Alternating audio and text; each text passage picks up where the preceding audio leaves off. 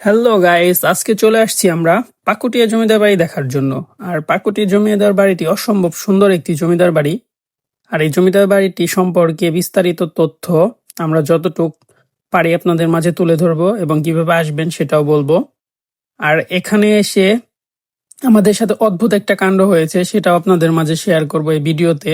মূলত আমাদের এই পাকুটিয়া জমিদার বাড়ির উদ্দেশ্য ছিল না আসার, যাই হোক তারপরেও আমরা চলে এসেছি, এটা আমাদের ভাগ্যে ছিল। তো প্রথমে আমরা চলে আসছিলাম বালিয়াটি জমিদার বাড়ি দেখার জন্য। আমাদের মূল উদ্দেশ্য ছিল বালিয়াটি জমিদার বাড়িটি দেখব, কিন্তু দুর্ভাগ্যবশত আমরা সেটা দেখতে পারিনি। তার একটি কারণ হচ্ছে আমরা 16 ডিসেম্বরের পরের দিন আসছিলাম। 16 ডিসেম্বরের দিন এটি উন্মুক্ত ছিল সবার জন্য, যার কারণে পরের দিন এটি বন্ধ ঘোষণা করে। আমরা জানি না, তাই ভুলবশত চলে আসছি ভুল একটি তথ্য নিয়ে। যাই হোক, এরপরে আমরা ওখান থেকে রওনা হয়ে গেলাম পাকুটিয়া জমিদার বাড়ি দেখার উদ্দেশ্যে। তো আপনারা সবাই জানেন এখন শীতকাল, তো এই শীতকালের মধ্যে বাইক রাইড করে অসম্ভব মজা লাগছে। আর বলতে বলতে আমরা চলে আসলাম পাকুটিয়া জমিদার বাড়ি ভেতরে। এটি হচ্ছে প্রবেশ পথ। তো এখান থেকে শুরু পাকুটিয়া জমিদার বাড়ি। আমাদের ডান পাশে একটি সুন্দর খেলার মাঠ। তো বর্তমানে এই জমিদার বাড়িটি অপরিত্যক্ত নয়, এখানে কিছু কার্যক্রম চলে যেটা আপনাদের মাঝে শেয়ার করব এই ভিডিওতে। তো এই জমিদার বাড়িটি আসলে কি বলবো, এক কথায় পুরনো হওয়া সত্ত্বেও অসম্ভব সুন্দর একটি জমিদার বাড়ি, যেটা এক কথায় অসম্ভব সুন্দর। আর কি বলবো, আপনারা নিজেরা না আসলে বুঝতেই পারবেন না কতটা সুন্দর। তো বর্তমানে এটি কিছু অংশ হচ্ছে কলেজ হিসেবে পরিচালনা করা হয়, আর বাকি কিছু অংশ গ্রামীণ ব্যাংক, যেটা ঋণ প্রস্তাব বলে না কি বলে, ওই রকম গ্রামীণ একটি ব্যাংক পরিচালনা করে। তো এরপর আমরা ভেতরের দিকে প্রবেশ করলাম। তো ভেতরে আমাদের মূলত ঢুকতে দেয়নি, যার কারণ হচ্ছে আজকে বন্ধ ছিল, কারণ এখন কলেজ ছুটি। আর মূলত কলেজ শুরু ছাড়া এটার ভিতরে প্রবেশ করতে দেয় না।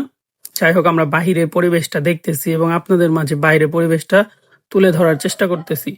তো এর আশেপাশে যে পরিবেশটা অসম্ভব সুন্দর, আর এই বিল্ডিংটা এক পর্যায়ে বিলুপ্তির পথেই, তারপরে অসম্ভব সুন্দর, কারণ প্রাচীন আমলে কারুকাজ করা এত সুন্দর জমিদার বাড়ি বর্তমানে কেউই এখন তৈরি করতে পারবে না।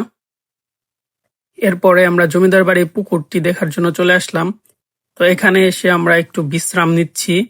এই বিশ্রাম নেওয়ার পাশাপাশি আমি আশেপাশে ভিডিও করে নিলাম। সবাই এখানে দাঁড়িয়ে রয়েছে, আমাদের ভাই, বড় ভাই এবং আমার কাকারা সবাই এখানে দাঁড়িয়ে রয়েছে। তো আসলে এক কথা অসম্ভব সুন্দর এই জমিদার বাড়িটি। এর পাশে আমরা আরেকটি মহলে চলে আসলাম। এই মহলটির নাম আমি সঠিকভাবে জানি না, যাই হোক আপনাদের মাঝে যতটুকু পারি আমি তুলে ধরবো। তো এই জমি মহলটাতে মনে হয় কিছু একটা কার্যক্রম পরিচালনা করা হয়। এটি বন্ধ ছিল, ওনাদের কাছে বিস্তারিত জানতে পারলাম যে এটাতেও ঢোকা যায় না। আমরা অনুমতি নেওয়ার চেষ্টা করলাম, তাও হয়নি। এরপরে সামনে আরেকটি পরিত্যক্ত মহল। যাই হোক, এটা দেখে আমরা এটার ভিতরে প্রবেশ করব, যে ভাবতেছি এটা ঢোকার চেষ্টা করব, দেখি ঢুকতে পারি কিনা। তো দেখি সামনের দিকে এগিয়ে যেয়ে ভেতরে ঢোকা যায় কিনা। মহলটা এক কথায় ভৌতিক, একদম অপরিত্যক্ত হয়ে রয়েছে, এরকম ভাঙাচোরা। তারপরেও প্রাচীন কালের জিনিসপত্র, যা এত বছরের পুরনো একটি জমিদার বাড়ি এখনো যে অটুট ভাবে দাঁড়িয়ে রয়েছে, এটাই অনেক। তো এর থেকে বড় কিছু আর নাই, কারণ বর্তমানে একটা বিল্ডিং তৈরি করলেও সেটা কিছু দিনের মধ্যে ধসে পড়ে যায়, কিন্তু এটা প্রাচীন আমলের কারুকাজ করা এবং বিভিন্ন ইট পাথর দিয়ে করা। আমরা আস্তে আস্তে ভিতরে প্রবেশ করলাম। ভিতরে একদমই অন্ধকার। দেখি এক ভাই এখানে দাঁড়িয়ে রয়েছে।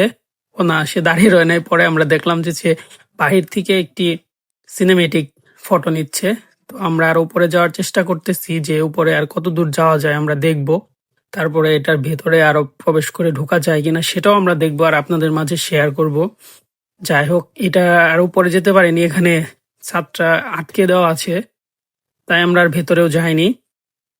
তো এরপর আমরা সিঁড়ি দিয়ে নিচের দিকে নেমে আসছি। সবাই এখানে এসে দেখি ফটোশুট করতেছে।